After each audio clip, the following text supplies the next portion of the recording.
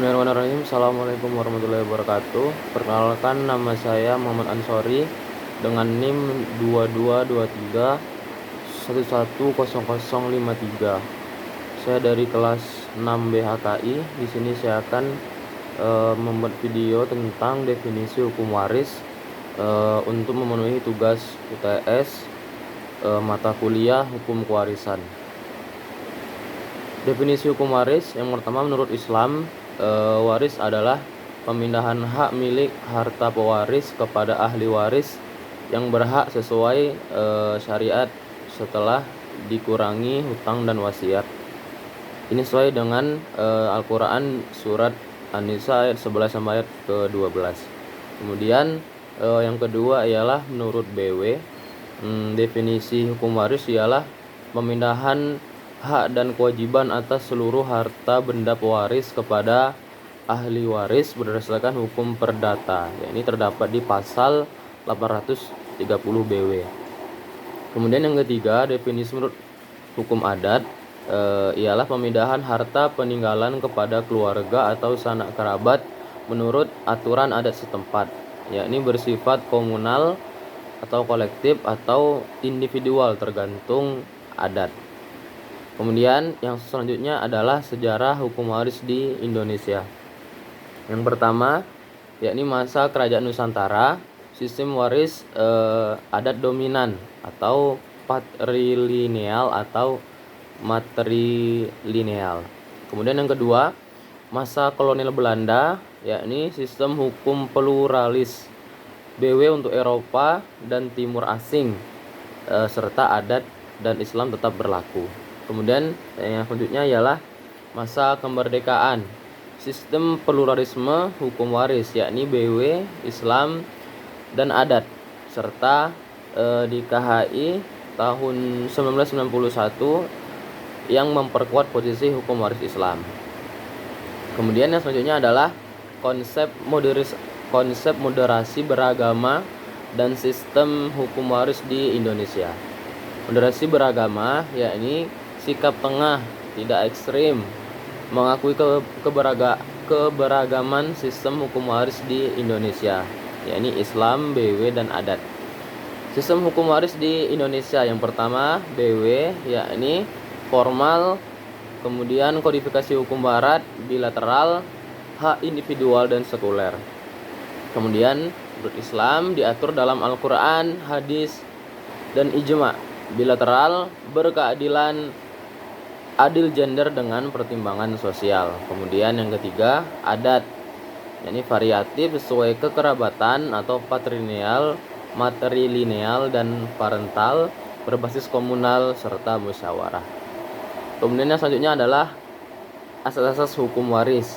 Menurut BW, yakni individual, kemudian bilateral, AB intestato tanpa wasiat, testamentaire atau ada wasiat.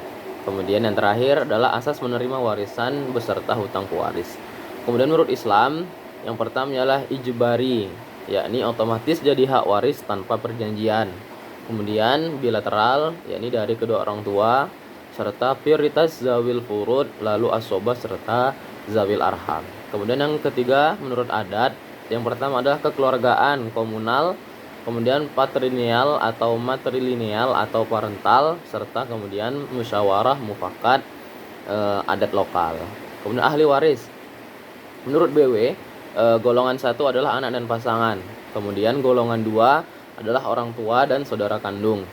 Kemudian golongan ketiga kakek dan nenek, serta golongan keempat yakni paman, bibi, serta kerabat jauh. Sedangkan menurut Islam, yang pertama adalah zawil furud, yakni ayah, ibu, suami atau istri, serta anak perempuan dan lain-lain. Kemudian yang kedua ialah asobah, yakni anak laki-laki serta saudara laki-laki. Kemudian yang ketiga adalah zawil arham, yakni kerabat jauh jika tidak ada yang lain. Kemudian yang terakhir menurut adat, yakni tergantung sistem.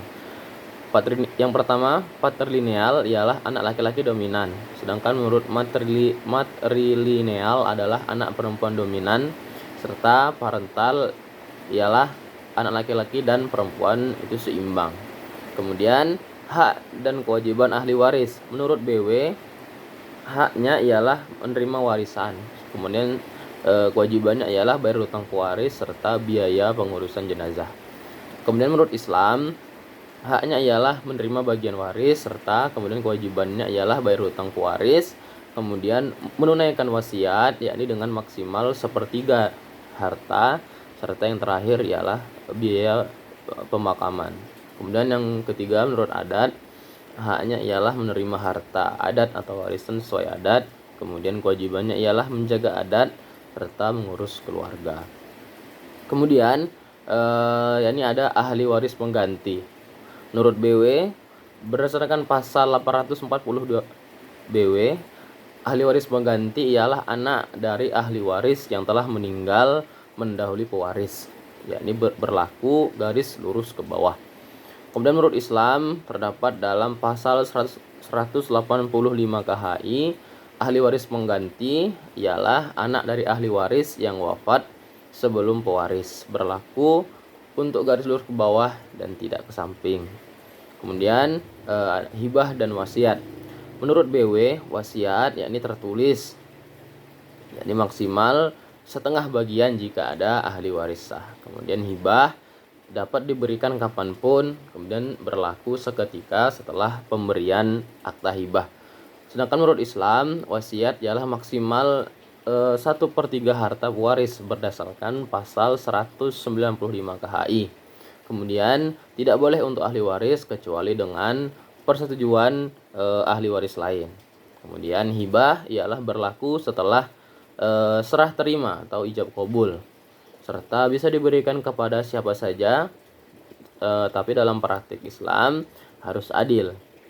Kemudian menurut adat, wasiat ialah tidak formal, kemudian pesan lisan biasa dihormati sebagai wasiat adat. Kemudian hibah menurut adat ialah bagian dari sistem pewarisan, sering terjadi dalam rangka pelestarian harta pusaka. Mungkin ini yang bisa saya sampaikan. Lebih dan kurangnya mohon maaf. Saya akhiri. Wassalamualaikum warahmatullahi wabarakatuh.